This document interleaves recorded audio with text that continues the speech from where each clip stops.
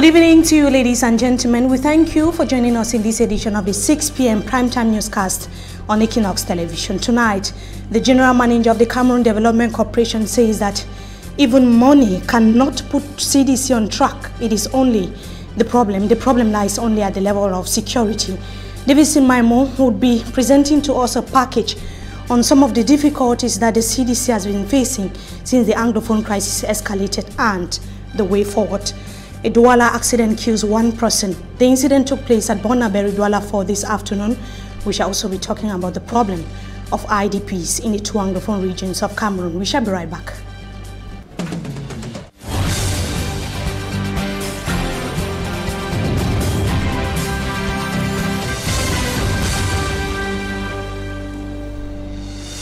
Good evening to you, ladies and gentlemen. Welcome you back from the weekend. You're watching the 6 p.m. primetime newscast on Equinoxe television. She left her home, but she couldn't return alive. I'm talking about an accident which occurred in the early hours of this morning, or this afternoon rather, in the Douala 4 municipality, precisely in Bonaberi. The lady died. She was on board a motorbike which was crushed by a heavy-duty truck. Security forces were there to take stock of the situation, as we see in the following report. Entrance of Foreba, few meters away from Bonasama, Bonaberi of the Douala 4, lies the body of Tata Angui, a woman who was crushed Monday afternoon by a truck. The victim was one of the 3 passengers on board a motorbike which was involved in the accident, which occurred January 21st in the afternoon. As reporters sought to know from some of the witnesses amongst the hundreds of onlookers in shock, we were told that the bike rider was about to drop the passengers without noticing an oncoming truck. Le benzineur voulant faire un petit dépassement, c'est où la fille voit le camion qui était derrière, il venait en vivant à lui. Elle panique, elle saute, c'est où ce drame se réalisait comme ça. As he explains, the deceased victim in fury attempted to save her life by jumping off the bike when she was crushed by the truck.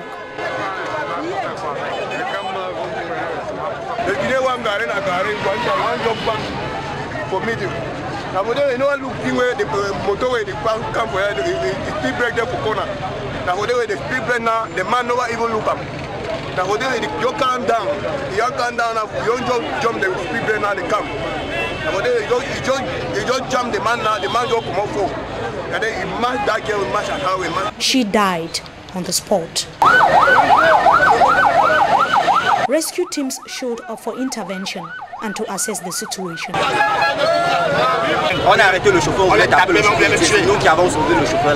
The truck driver was almost lynched, but was rescued by some of the witnesses. Movement was on a standstill for more than 1 hour on the portion of the road where the accident occurred.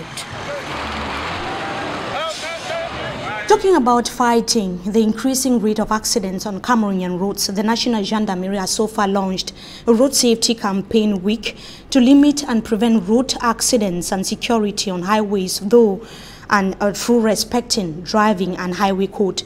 This is happening at the time when one person died in an accident along the National Road number 5, as Innocent Aze tells us more in the following story.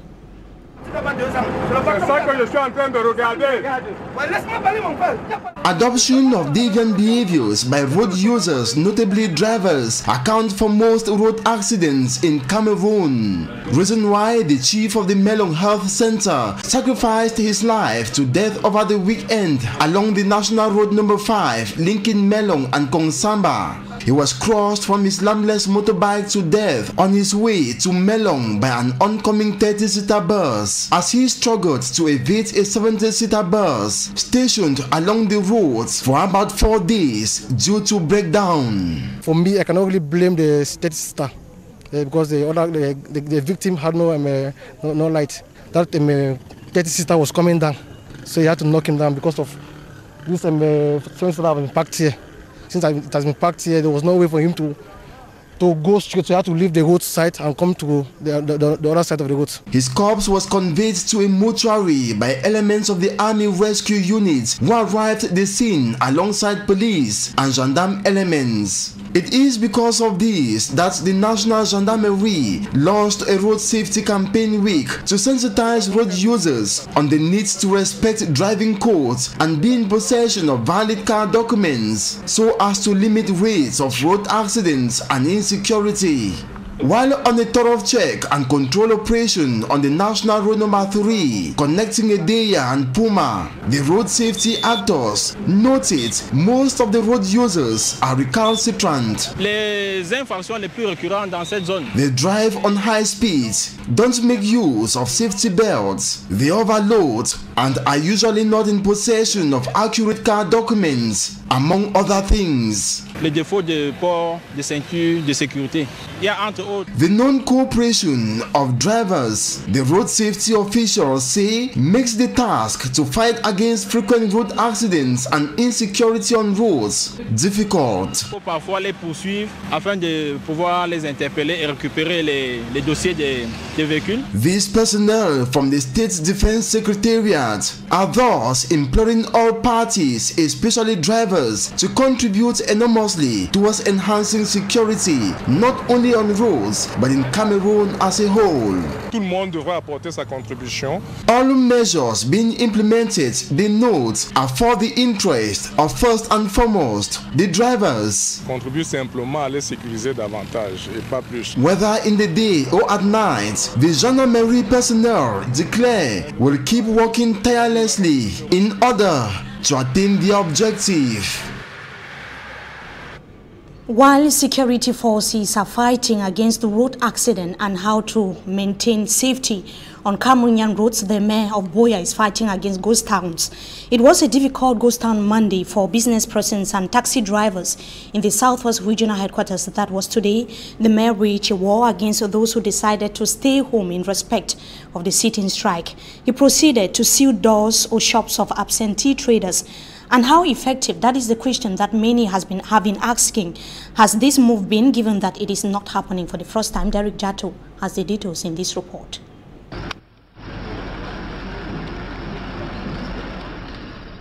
Security forces have taken the center stage here. This is Buea, the Southwest Regional Capital.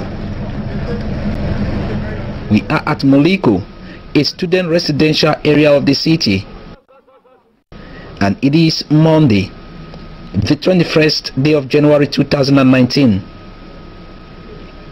The mayor of Buea, Mayor Equinoxe, is on the field.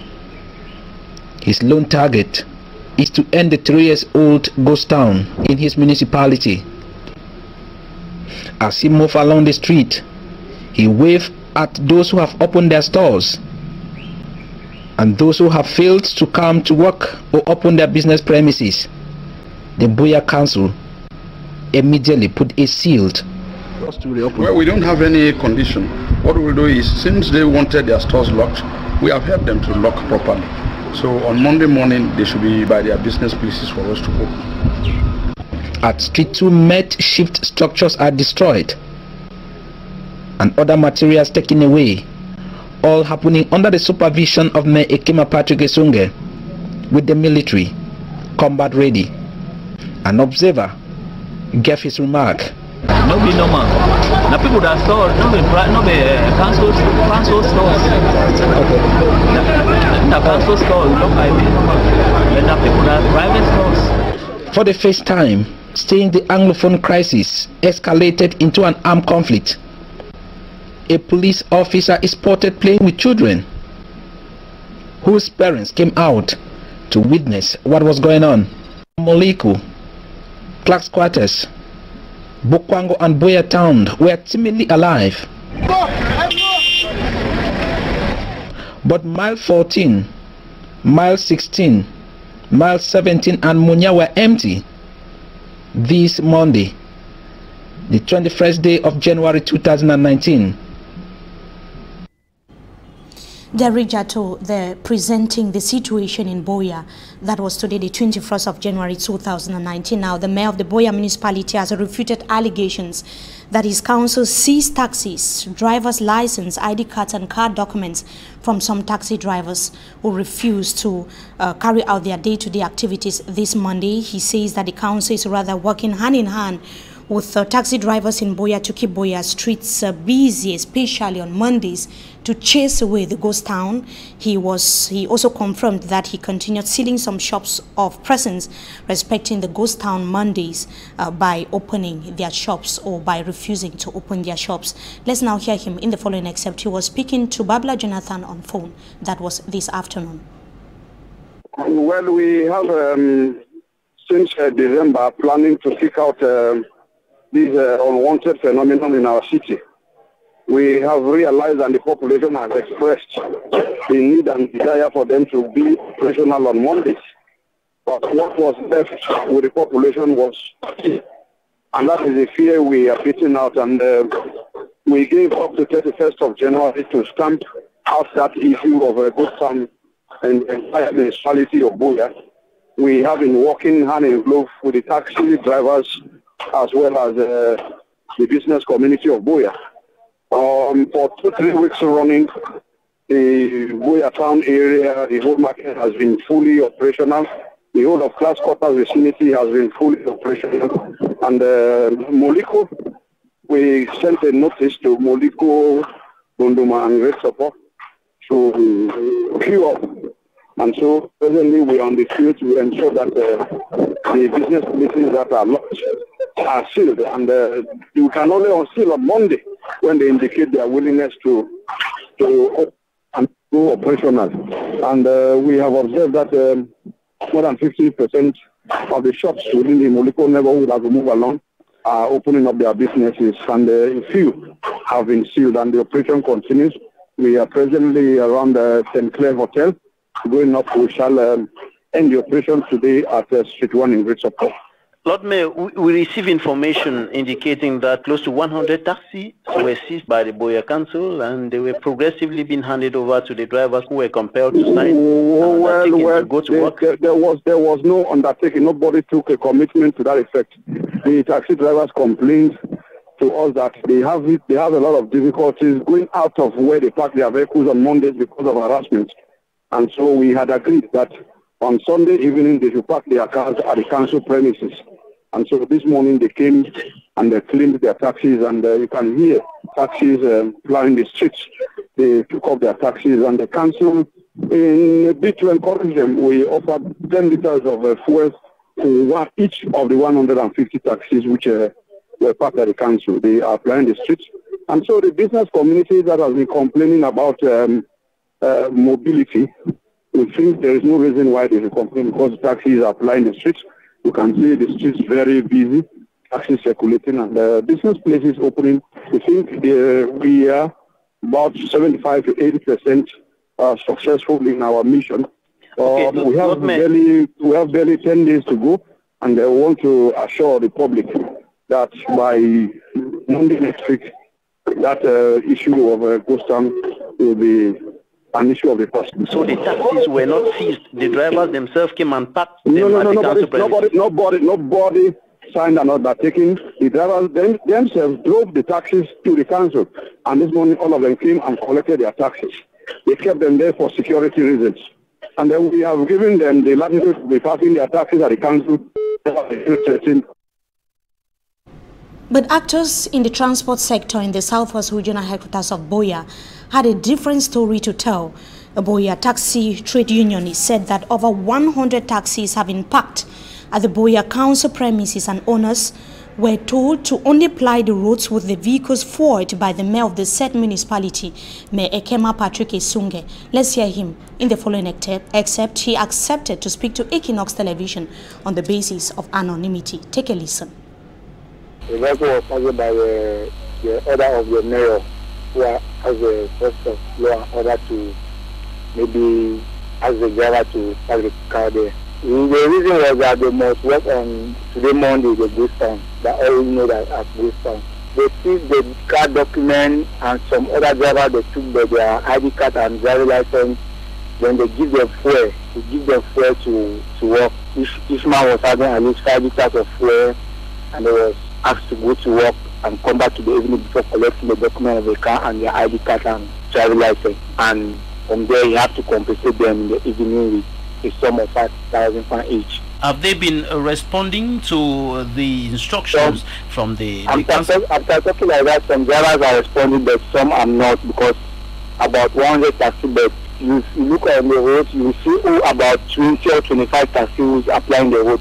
So many of them have maybe gone to their house and parked the car just to wait for the evening to come and collect that car document. Vehicles on the streets? It's very, very timid, and the mayor is out and it's about going around looking, see the stores. That is a taxi drivers trade unionist. They're speaking to Babla Jonathan.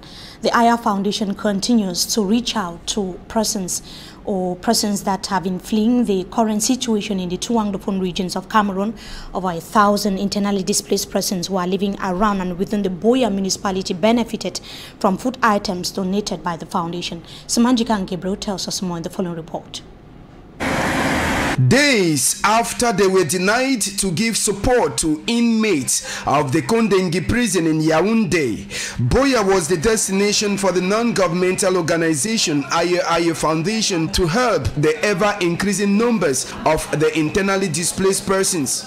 The St. Charles Luange Catholic Church premises was where the non-governmental organization gathered the more than over 1,000 persons who have been internally displaced to share the food items in the presence of Ayapol Abine. The bitter stories were still fresh in the minds of those who turned out to collect the gifts. We have suffered a lot for more than 10 months today.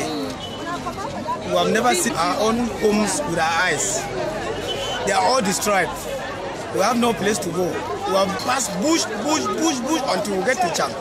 Before we can struggle to live here. For example, a man as myself, I have about 16 children with 3 wives. I don't know where to go. So we are very lucky to see this kind of thing that Firepo has given to us. Our houses have been set to flames, and then from there we have no places for us to live. So we escaped away through our means for us to get here in Boya. I've been here almost for 2 months, and I'm sleeping on the floor. No mattress. It's really the rest of the people who are giving me aid. Others don't even have a place to lay their heads, as this woman explains. We don't get any mattress for sleep. We don't get things for shop. We beg as we go stay. We just stay behind here, so we beg us some chair. They show us some place, we stay there. We don't get things for shop. Begin the day, my husband they hospital now for the general hospital for here. And he sleep now for day. So already time keep plenty. For the everywhere it gives you. The old as well as the young were present to receive the food items, which many say will be a relief to them. The Aya Foundation brought people from the bushes in the southwest region today to give them something to carry them going for some time. We have a crowd of over 1,000 people here, so we just give them something to eat and some basics so they can stay alive and safe and in good health until such a time that we'll be able to come back again and attend to them. The symbolic handing of the support was done by Ayapol Abine to some 2 kids who are also victims of the crisis. Mattresses, table oil, foodstuff and detergents were some of the items given to the internally displaced persons who are found in Boya, Limbe, Tiko and Mutengene. If your family big, and so it will get big to them. All money named the police. And the call for peace and dialogue has been general, but that is still to see the light of day. It should be noted that men and women of God gathered in Lumo of the Mongo division of Cameroon to pray for peace. We certainly will be coming back to that report in our subsequent newscast. We now take you to the Southwest region in general to take a look at the problem within the Cameroon Development Corporation, which is a special story for tonight. The CDC that has continued to crumble as a result of the deepening Anglophone crisis. The CDC General Manager has called on Anglophone Cameroonians to protect the company, which he has so far described as their own heritage. Franklin Ngoni Ikomenjie told journalists that was at the weekend that no amount of money can put CDC on track if there is no security assurance for the various farm workers. Davis Maimu has that special story. Take a listen. The Palms Estates Inn Boa, in Ilwani are not under the control of the CDC.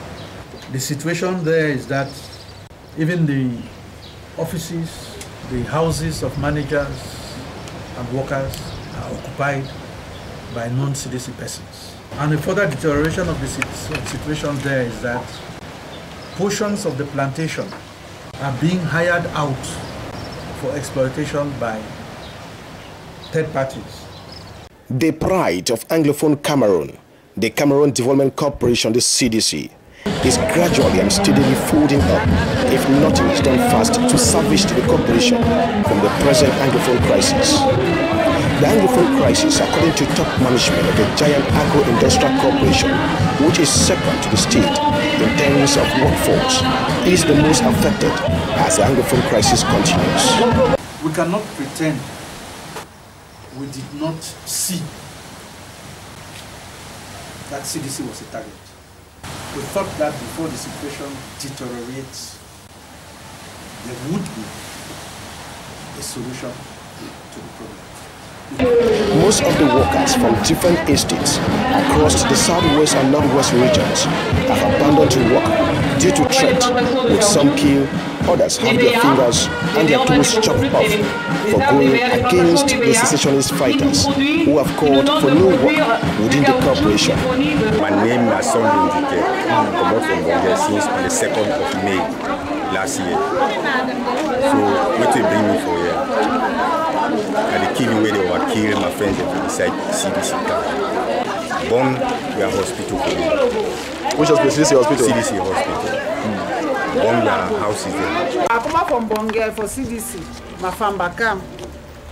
Since May, I did go here, and since we are camp, I never go back. The only year say they don't destroy our camp, my family camp. Started today, I be a worker with CDC, I stay for Mokonje.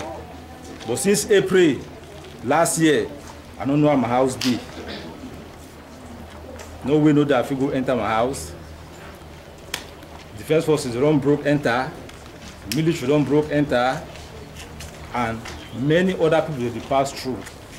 This has led to huge financial loss, with the corporation unable to pay salaries for months and other bills. Now so as a day now, so we don't be for 8 months, no salary, nothing. There with my 4 people. CDC worker, banana worker. Okay. So for about 8 months now, we don't get no salary. So they become disturbed for workplace. So no the people there they be become. So since then, we not even the work, and salary is even pass. Landlord they don't try for us because for the past months the way working go on, payment will not get them. So landlord they don't tell me pack away from house. We work for CDC, work comes and company. We gonna earn money salary. The management in a press conference said, despite insecurity, by the time this year begins, 2019, we should be back on our plantations. Unfortunately, that drive was confronted by a very, very negative way. The workers who braved it went to the field. This time around, we're not attacked in the field as in previous incidents that were visited right in their residence late in the night, around 11 p.m. And the main issue that was brought up against these workers was that they are going to work.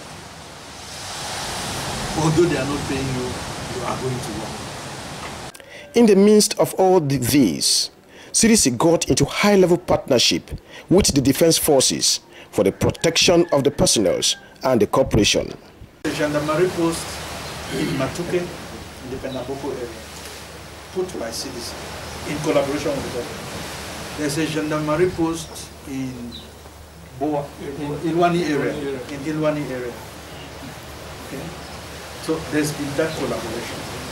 And then, in addition to those gendarmerie posts, for security of crop and workers, there is collaboration where the military assists with military elements. It used to be 3 elements per estate. When the crisis brought us to where we are, we stepped up to 5. We don't pay them their salaries. We provide a stipend which is supposed to some feeding allowance. However, in some estates, the military was overrun by those fighting for the restoration of Southern Cameroon independence. Mbonge too fell prey.